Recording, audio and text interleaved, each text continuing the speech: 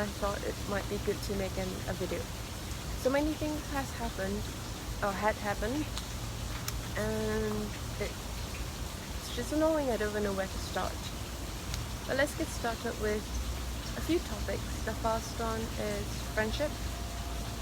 I'm incredibly grateful for friends, and especially friends who understand, because friendship is kind of like family that you get to choose. Family that you choose because they understand you, they empathize with you, and they're there to just make you feel a bit less lonely. So for the longest time, I guess you could use the word believe so much in friendship, because I think people come and go. I since young I grew up not wanting to anchor anything to friends, as in friendship are just temporary people. Sometimes they feel like tools. You're tools to them or they're tools to you. Then of course I changed because I understood love. I found really truly good friends, and I understand the importance of friendship, where they can take the burden off you and they get to listen, and they make the world a little bit happier. They make life feel a little less lonely, and I appreciate that so much. And since I've been looking for quality friends, good friends, delete all the useless ones, and what I'm left with are people that I truly deeply care for, and I'm so appreciative of them. So I guess the basic premise is that now that the world's open again, I get to do things that I want to do. I get to eat food that I want to eat, and I get to be me again. Sure, the past 2 months was good. I experienced what a normal 9 to 5 person is. I experienced what a normal society person is, being a cog in this entire machine.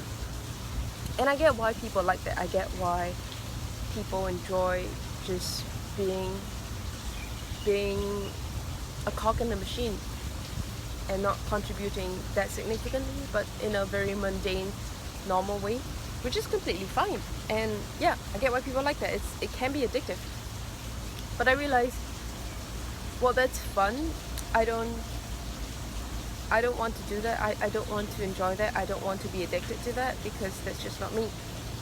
And in the midst, I think I do feel quite upset, because I perhaps lost myself in a little bit along the way, where I understood complacency, I understood normality, disliked that very much. And so I went back to being me again. I get to, shops are open again, I get to cook the food that I eat, I get to buy the food that I eat, I get to be me again, I get to go into my routine. But well, clearly, because that was a change, I personally was experimenting with the different kind of lifestyle. But because I went back to being me again, it upset the family and caused quite a bit of argument and quarrel, and yeah, which is fine, because it has always been like that. And I understood that sometimes there's some people in life that they just don't understand, and it sucks that one group of these people are my family. But I understand that they don't understand, and it's okay.